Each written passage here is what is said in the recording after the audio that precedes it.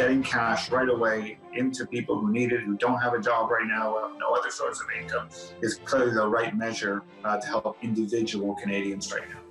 Because the plan is so singularly focused on the health crisis that the other pieces of the economy are unraveling. We will look back at this period of time and say, yes, this was a rough period of time, but I have faith that we will be able to get through it. From the Zoomerplex in historic Liberty Village, the Zoomer with Libby Znaimer. Welcome to the Zoomer. I'm Libby Znaimer. Companies closing up shop, thousands laid off, stock markets in the red, investors panic selling, and shoppers panic buying. To say the COVID-19 pandemic is causing financial uncertainty on a global and local scale would be an understatement. We've gathered a group of economists and financial experts to break down what's happening on Bay Street as well as Main Street. But before we dive in, let's tee up the topic. Coronavirus is like a storm about to hit. No one knows how bad it'll get. But for now, experts warn, brace for the worst economy since the 2008 financial crisis. RBC forecasts that a recession is coming later this year, after warning of 2 consecutive quarters of negative growth. This prediction comes as the Bank of Canada slashed its key interest rate. While the federal government's fiscal stimulus package may cushion the downside, many Canadians still worry about retirement security, housing affordability, and simply paying their bills. Our border with the United States has been closed to all but essential trade for the first time ever. Provinces, including Ontario, British Columbia, Alberta, Manitoba, and Nova Scotia, have declared states of emergency, and some cities, including Toronto, have done the same. An emergency stimulus package is coming from the federal government, but the question is, will it be enough to keep shuttered businesses solvent for as long as the lockdown lasts? What do you think? Let's start with you, Jamie. The government has introduced a number of new measures as recently as today, which is Wednesday, draft legislation, including a refinement of some of the stuff that's already been offered. Primarily, the newest one is the Canada Emergency Response Benefit that will help some workers as well as those who are self-employed. And that's a big change from what was announced originally last week. It's a simpler process, and it's about $2,000 a month.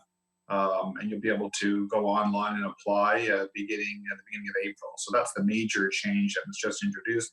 A lot of other measures are out there in terms of helping all kinds of Canadians with additional income support, even some items for retirees, things like being able to take less money on if you're RIF.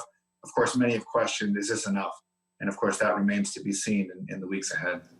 Francis, what about business? We've seen a survey from independent business that if they lose sales of more than 50%, a third of businesses, thousands of businesses, could not last the month. I mean, I wouldn't even be surprised if we were already there at that point. I mean, the reality is that we are in very unprecedented economic times. Economic forecasters all around the world are making dramatic cuts to their forecasts, and we are learning about new things by the day. Trudeau's speech the other day referenced 500,000 new claims for employment insurance, which is, not even remotely close to the records that we've seen in the past. It just far eclipses any records we've seen in the past. And then, there's even evidence that suggests that those claims have gone even higher. So we are in completely unprecedented times. So it wouldn't surprise me if businesses are already suffering to the point that you've already mentioned. And so it kind of highlights or underscores the need for governments around the world to address what's going on economically. By the way, those EI claims have gone up to nearly 1 million 10 days into the lockdown. So, Larry, what do you make of this? What can you tell investors, businesses on how to get through this? What's significant here is the speed and the amount of money that has been put against this problem. If you look back to 2008, it took a long time for the government to react And this has been a very, very quick reaction. And the other thing we need to factor in is in previous corrections, it's been an economic-driven correction. This is a policy-driven correction. We have chosen to shut down large parts of our economy for hopefully a relatively short period of time on the back of a relatively strong economy. In fact, there were signs that the world economy was actually picking up. So this is going to be short-term pain, but hopefully it is for the short term. Well, we've heard from politicians that it might not be. Alan, what are you telling your clients? Well, I think a lot of clients are nervous. They're concerned. They're seeing their portfolios fall seemingly every day. Although yesterday was a great day and today seems to be a positive day again. And obviously, I think, as the other guests have said, I think this package that the government in the United States and here in our country, what they're putting together is to bridge the gap, I guess, or to create a bridge between where we are now to when this virus will, the situation, get a little bit or a lot better, depending on who you are and how you look at it. If you're the president, he's talked about opening up the country somewhere around April 12th. Here in our country, we haven't really stipulated or put a date on it. But I think people like that. I think the people like to see something to work towards, whether or not it actually happens or not. I think it gives people some confidence that we're working towards something and that there's light at the end of the tunnel. So I think the conversations that I'm going to have over maybe the coming days might be a little bit more positive than what we have seen, over the last week. Well, that's really interesting because the politicians here have said this could last for months.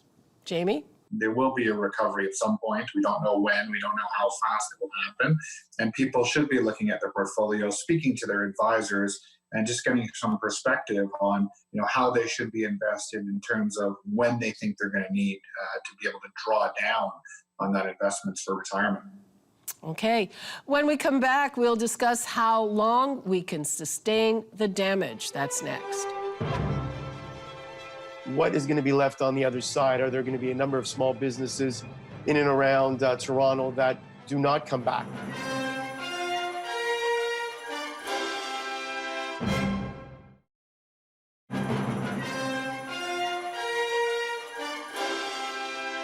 Welcome back. As we've said, the effect on the economy is already devastating. The Canadian Federation of Independent Business put out a survey during the first week of social distancing. At that point, 4 in 10 small businesses had already seen a sales drop of more than 25%. A quarter said they would not be able to survive more than a month with a drop in business income of more than 50%. Also, during the first week, there were 500,000 new claims for unemployment insurance, as well as thousands of workers who lost their jobs. The number of claims by 10 days in had hit nearly 1 million. Is this just the beginning? Alan, what do you think?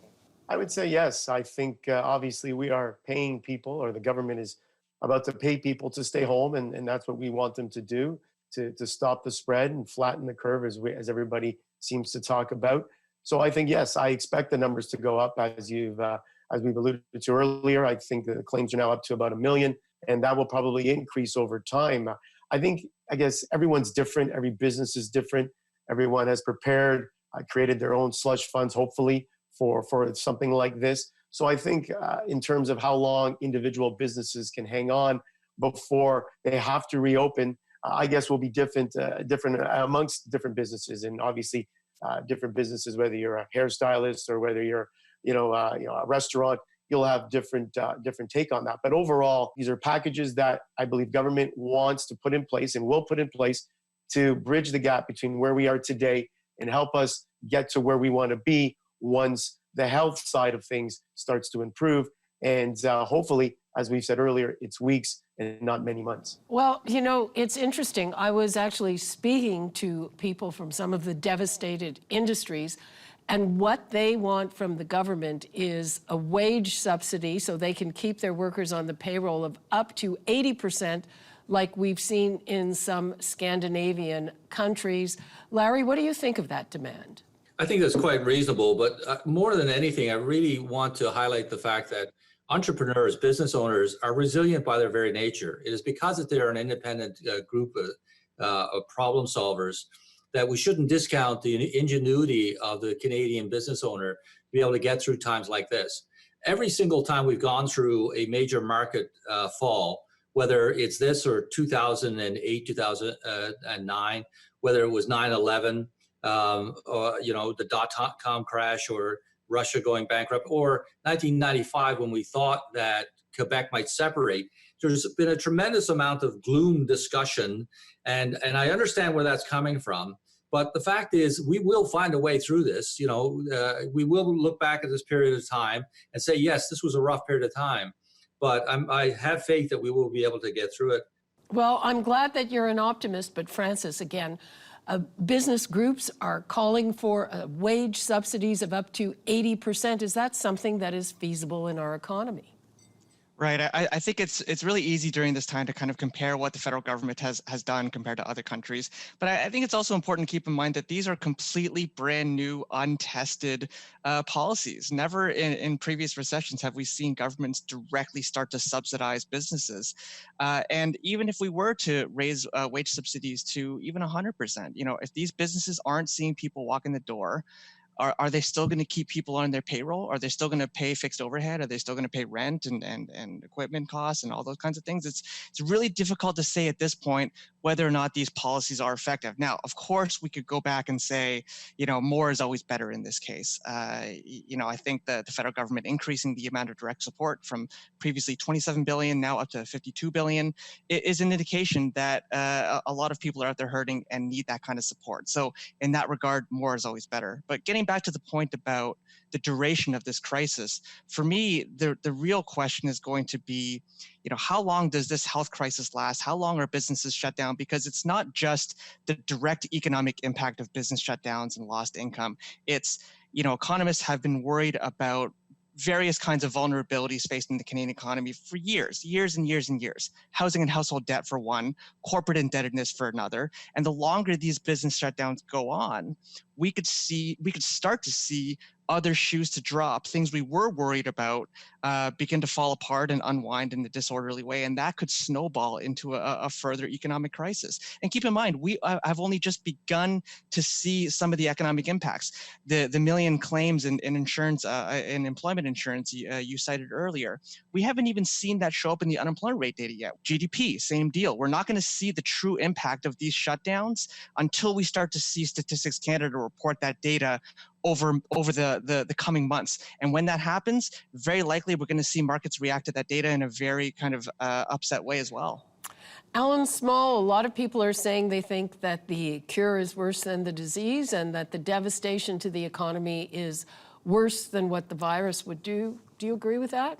When you look at this situation, obviously there's a health crisis that we're trying to deal with, but at some point that health crisis spills over into an economic crisis. And unfortunately, it's the economic crisis that will probably take longer to move our way through or to fix than the health crisis. As all the guests have said, we will get through this, but what is going to be left on the other side? Are there going to be a number of small businesses in and around Toronto that do not come back, that have laid off a lot of people? And I know many of them have already done so. There are many people, obviously, that have already begun to lay off workers or to figure out how many workers they can actually keep on payroll. So time is of the essence. And so, yeah, is the solution to the problem greater than the problem itself? And I think that is something that government has to worry about, and not to appear insensitive, but this is something that has to be discussed at the same time as the health scare and the health crisis. So I don't think it's one or the other. I think they both need to be discussed and figure out a way to attack both problems at the same time. Okay, when we come back, they're shedding jobs and slashing services. What will it take for industries such as air travel and hospitality and recreation to rebound? Don't go away. From the government's messaging perspective, they need to start turning the channel on just stay home, because we're staying home and we can't stay home forever.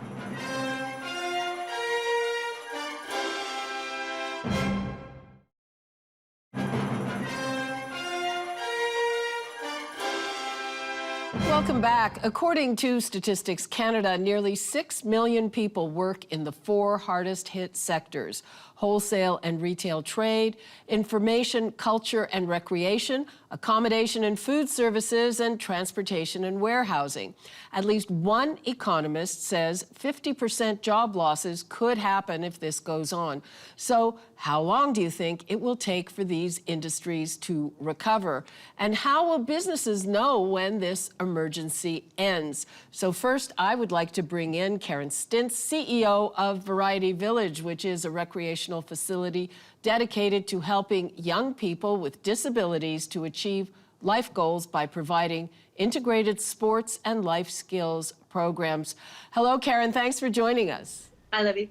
Okay, so how has this affected you? Well, when we got the order by Public Health to shut down about a week ago, we closed our facility, and we've been closed really until further notice. And that means that we don't have any programs running. We have no income coming in. We had to lay off 150 part-time staff.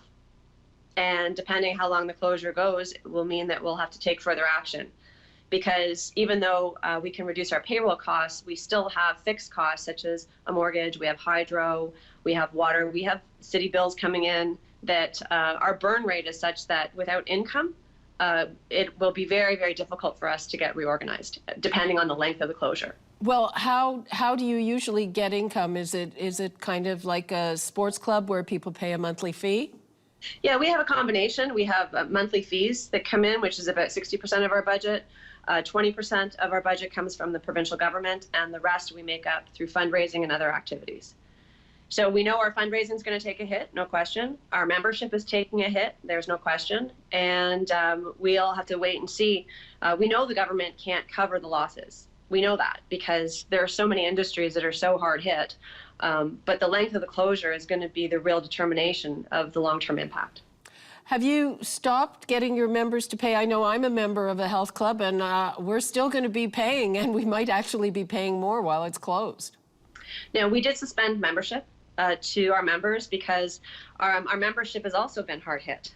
Many of our members are in the sector that has experienced job loss. So we've had our members call us saying, I've lost my job. And can I get a refund on my membership? And we've asked members to not have to pause on the refund, but we've certainly stopped taking payment. So right now we have no income coming in at all. Okay, well that's very kind and understanding of you. I was talking to you on my radio show the other day, and you were saying that it will be hard for you to know when this is over, since the idea is flattening the curve and there's not going to be a peak. Well, and that's the challenge, I think, for all of us, because the government has been talking about, staying home, doing our part, flattening the curve, protecting the healthcare system. But at some point, the conversation needs to change to, what does success look like? And how do we now measure getting back to normal? Because it's not like on March 31st or April 6th, suddenly the lights turn on and everything's back to normal. But from the government's messaging perspective, they need to start turning the channel on just stay home, because we're staying home and we can't stay home forever. So when do we start to begin to look at resuming normal activity? And as we discussed, if you're going to flatten the curve, you don't have the peak, so you don't know when you're over the hump. And we just can't keep flattening the curve for a duration that extends into June or even September, because that's not viable for the economy. So do you think that the cure is worse than the disease in this case? Well, I think the government needs to change its strategy, there's no question. And that we know that there's vulnerable people that need to be protected. We know that we need to be testing more. But to keep so many healthy people from being able to work, I don't think is a sustainable strategy. The best stimulus the government can do is let us go back to work. And we know we need to take precautions. We understand about social distancing.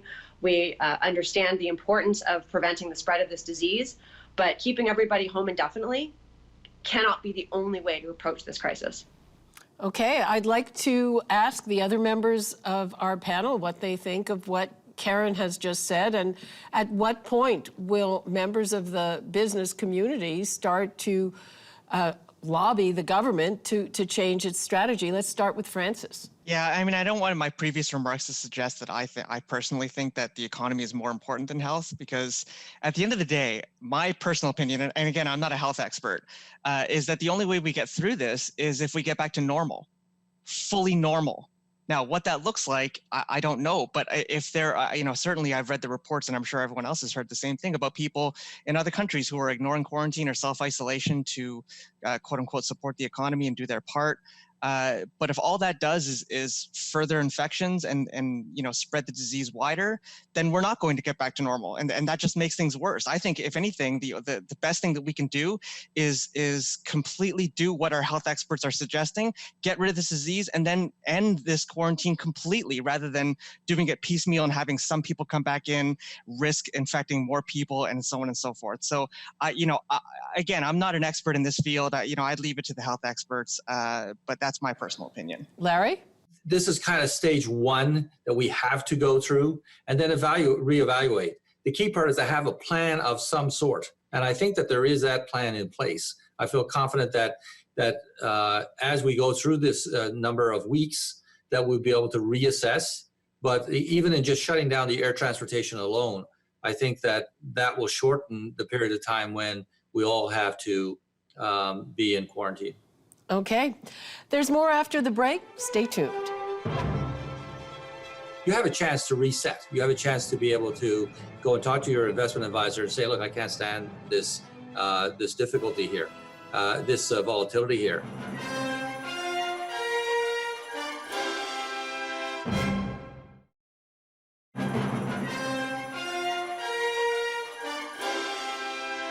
Welcome back. While we've been breaking down the big picture surrounding these difficult economic times, it's your bank accounts and retirement savings that are of most concern to you. Zoomers across the country are finding themselves in precarious situations as their fixed funds start to deplete and their part-time jobs disappear in the midst of the pandemic. So what should Canadians know about any investments they may have? Alan? I guess the unfortunate part, I think, coming into this situation and this crisis was that interest rates had been so low, or have been so low for so long, and have gone even lower recently, that many individuals that normally perhaps wouldn't have been in the market were actually in the market because they could not get, I guess, a good enough rate of return by being in the fixed income market or out of the stock market. So we've had a number of individuals who may normally not have been in the stock market, actually in the stock market. And so when that is the case, you may see, when times are like this, a little bit more panic from those that may not know how to deal with the markets. They may not be able to handle the volatility and may have sold out over the past 3 to 4 weeks based on what they're seeing. And so you have those people on one side, and you have the more savvy investor on the other side calling me up and saying, where can I add more money, or what investment should I be looking at? Because I think everybody realizes that we will come out of this at some point, and there are fantastic buying opportunities over the past few days or the past week or so that people can get into, investments that are paying 6, 7, 8% in dividends that just maybe 4 weeks ago were probably paying close to 4%. And so this is an opportunity that I think, and looking back at the 2008 crisis, because of course, even though 2008 was very different than what we're experiencing now, but looking back at that crisis, a lot of my clients that were able to stomach the volatility and had the wherewithal to put money into the market and get it working for them at that time, that really set them up for the next 5 to 10 years. I've seen many investors, 4 or 5 times their money in a very simple investment, let's say in JP Morgan, or maybe 2 or 3 times their money in a Canadian bank stock. So these are investments that I think people can make, have made in the last few days, that will set themselves up for a tremendous gain in the coming, I say, over the next 5, 10 years. I think this could be, when we look back, probably the opportunity of the last decade to have your money work for you in ways that we haven't seen in quite some time. I'm glad you're very optimistic. I can tell you a situation close to home, and I know there are a lot of people who are close to the edge, but even my husband just retired. He's a very savvy investor, and I can tell you, to look at a portfolio and watch it sinking like a stone. And Jamie, I don't know what your view of this, but my view is that after this, a lot of things are going to change, a lot of trends in our society, one of them being doing remotes like this, will be accelerated. Yeah, I think we're going to have a change in the economy, a change the way that things work. I mean, it's certainly been a devastating blow to many people that were heavily invested in equities. If you had a balanced portfolio, you actually are probably down less than you think. So it's a good idea to connect with your financial advisor to the extent that you were in bonds, cash, and some fixed income. You probably aren't down 30 or 40%. We've seen that with a number of clients so far. We also have to realize that we have just hit a recent peak. All-time peak in the stock market last month, and we've been on basically an 11-year tear. So we have come back a bit. It will take time to retool some of those. But again, it depends, as I said earlier, what your goals are, when you need the money. And I think people shouldn't panic right now. I mean, it is panicking to look at a portfolio that's down 35, 40%, absolutely. But again, if health things get better over the weeks and months ahead, the economy will take some time. It will get back, hopefully, to a more normal situation. There will be changes in how we work in terms of video conferencing and distant learning and things like that might become more popular. That may spark growth in other areas of the economy. But I think it's important to sort of stay the course right now, and if you can afford to, you get getting the income support from the government in the short term, hold on there, because I think we will recover, but we just don't know when. Let's hear from the accountants now. Do you have advice for people on how to set themselves up to weather this better? I mean, one good thing for retirees, the government has lowered the amount of mandatory RIF withdrawals. So if you don't need that money, you don't have to take it out and pay taxes on it while locking in losses. But I'm sure there are a lot of people who actually need that money. A key part to dealing with any financial plan is determining what your risk tolerance is. And obviously, any individual who is going into retirement has a different risk tolerance than an individual who's in their 35 or 40 years old, who is in their primary earning years. We have seen over the years individuals who may have, dismissed this discussion about, well, can you really stand a market downturn of 25 or 30 or even 50%? Because markets are rising, and it really doesn't become something real until we go through an actual event like this that we're going through now. So to that, we've advised individuals that, well, if you're stressed with a market that has come off as much as it has, down some 24% since January 1st, there's little doubt with the volatility that we've been going through in the last number of weeks, and as was alluded to earlier, the fact that we've had two really strong up days here, you have a chance to reset. You have a chance to be able to go and talk to your investment advisor and say, look, I can't stand this difficulty here, this volatility here, and properly adjust your portfolio to be able to withstand it. When it comes to elements such as a reduction in the required amount to take from RIF, again, it comes down to the budget you had put together at some point to say this is what you're going to be taking income from for the rest of your life. Again, go back to your financial advisor and say, is this what I expected? If it's not, then make the adjustments that are there now, and how will it affect my long-term retirement plans? Okay. There's more after the break. Stay tuned. And the more workers that get laid off, the more mortgages that are actually at risk. And then that leads to a housing crisis as well as an economic crisis in addition to a health crisis.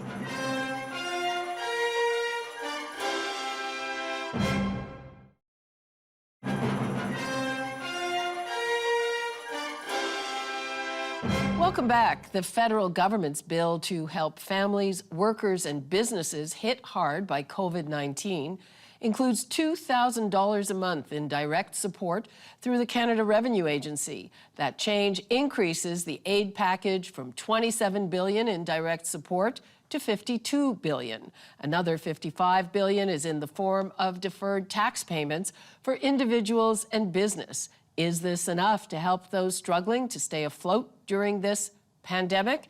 And I think we should start with Karen on that. What do you think of the new measures? Well, I mean, every new measure is helpful, of course. But still there's workers that have been laid off, still need to pay their mortgage, they need to pay their rent, they need to buy their food, they need to pay for their family. And so $2,000 is not going to bridge that gap. And I think to the point of what the other panelist was making is that the longer that workers are unable to work and the more workers that get laid off, the more mortgages that are actually at risk. And then that leads to a housing crisis as well as an economic crisis in addition to a health crisis. So there's lots of things at play here. And I think the worrisome part as we're looking at it is, what is the plan? Because the plan is so singularly focused on the health crisis that the other pieces of the economy are unraveling, and it's not evident, at least. If there is a plan, it's not evident what it is beyond staying home for the next 2 weeks, and then we'll look at it for another 2 weeks. But we've already seen, after a shutdown of 1 week, resulted in a million job losses. And this is just the beginning. Yeah. Jamie, what do you think? The important thing, I think, is, of course, stop the spread completely. I'm not a health expert. I think that's the number one priority. Getting cash into people's hands. There's other legislation. The banks are working very closely, although obviously catching up is enormous in terms of the demand, in terms of deferring mortgage payments for 6 months, things like that, working with financial institutions to try to make sure that people who do have obligations to meet in terms of mortgages and things like that are able to use the cash that's coming in not to pay the mortgage based on the arrangements that you make with your bank, but using it on food and supplies for your family. And ultimately, we'll have to reevaluate, and we'll see how this is going and if this is enough money. But I think getting cash right away into people who need it, who don't have a job right now, who have no other source of income, is clearly the right measure to help individual Canadians right now. Francis, a lot of people are talking in terms of the economy coming roaring back right away when this is over. But for instance, tourism, I think that's going to take a while to come back. It's going to be a while before people are comfortable booking trips and doing things like that. How does that play into it? So once this thing does actually end, you're going to see a bounce back in growth, no doubt about it. And it will be very, very significant, commensurate with how deep the decline is that we're looking at or will eventually see. But to your point, there's a lot of sectors that are going to be perhaps more permanently hit, or maybe perhaps people are going to be a little bit more cognizant about taking a cruise in the future, things of that nature.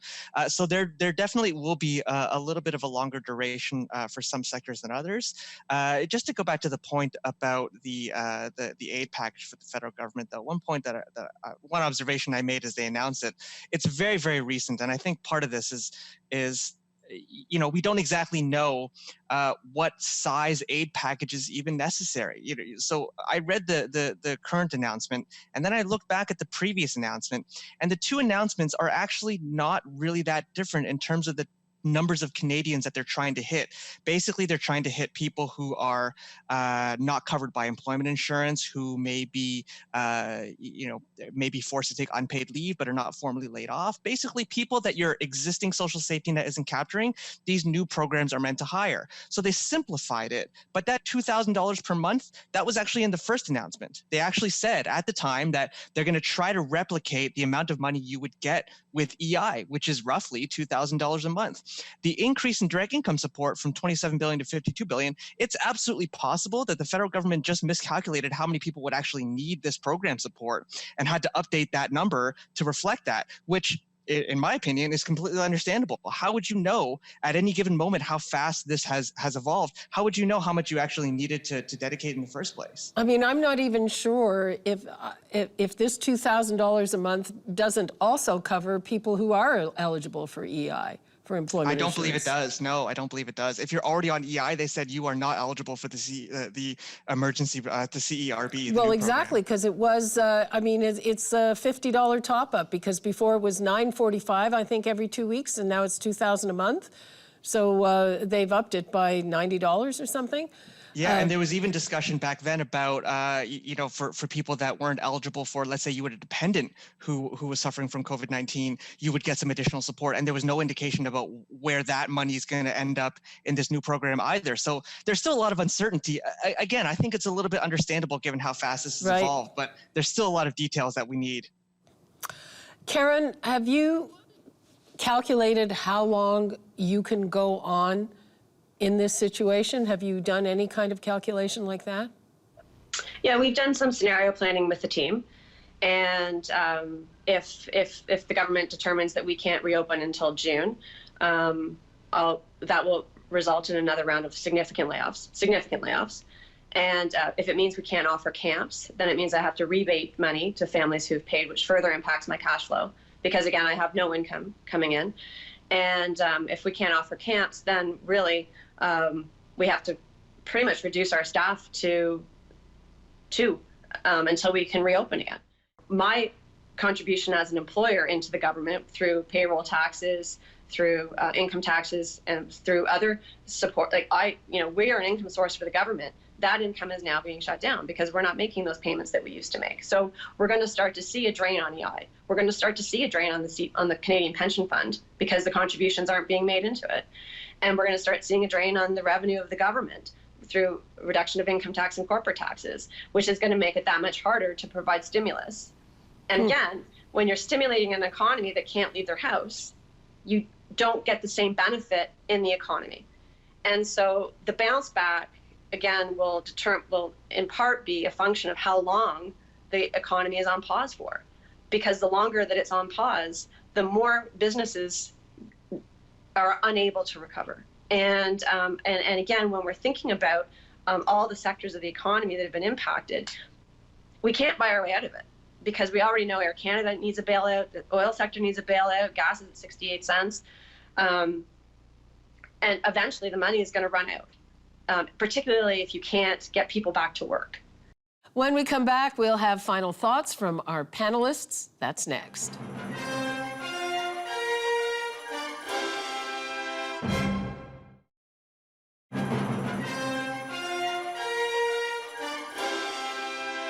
Welcome back to theZoomer. It's now time for final thoughts from our panelists, starting to my left, and that is Alan. Anytime you have a crisis of this magnitude, instilling confidence is a huge thing. Confidence in the markets, confidence in your healthcare system, confidence in general. And I think if we all look from an investment perspective, if we all look at the current crisis, I think we would all agree that at some point we will get through this. But the problem is how quickly the markets fell. I think it was probably the steepest or the velocity of the fall was just something we've never seen before. Probably not since the 1930s. And so I think that's what scared everybody, how fast we've fallen. And I've told many people that obviously what goes down comes back up. And if it were to come down quite quickly, then the chances are it probably could go back up quite quickly. So we've been talking about V-shaped or U-shaped recoveries.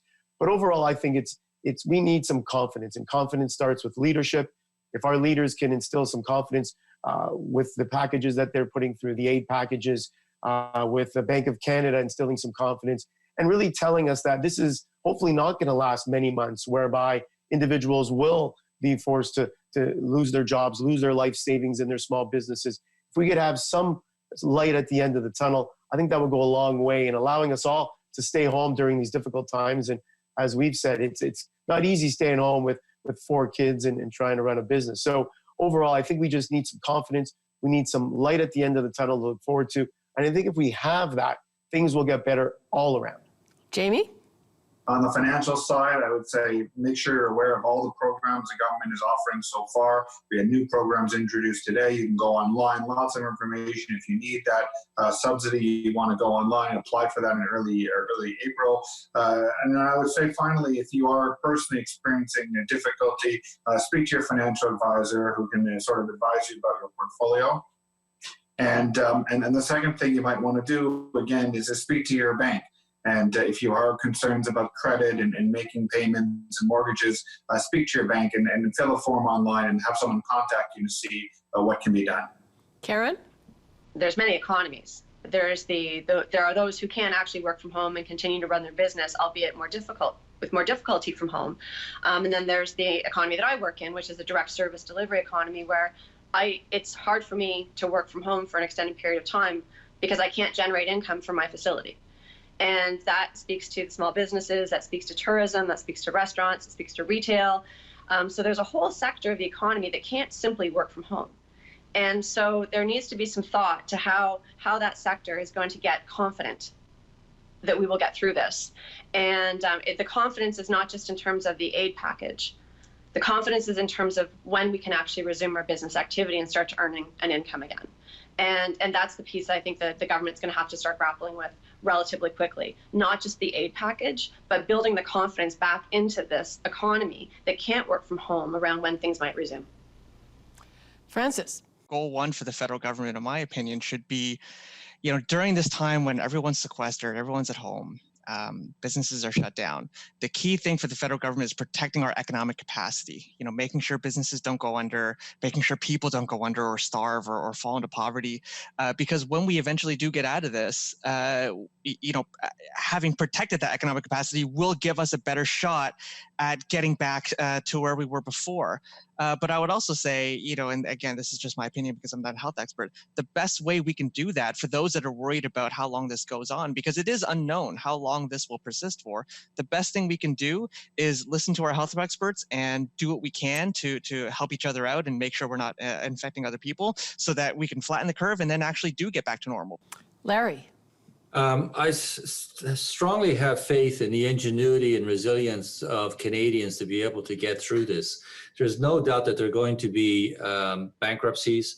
There's going to be damage done to the economy. There's going to be wounds, but we will grow back and the scars will form and we'll be stronger after this. It'll be a seismic shift in many ways. But just for an example, I think that tourism will boom afterwards with Canadians staying in Canada because they will not want to travel overseas or even to the US.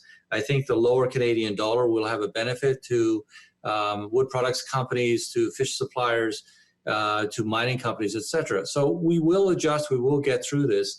It's just the bearing down and Winston Churchill had a statement saying, if you're going through hell, just keep going. And that's what we have to do in this case. Okay. Thank you for being with us. Let's hope we end up with the best case scenario. We'll see you soon. It's time to zoom out.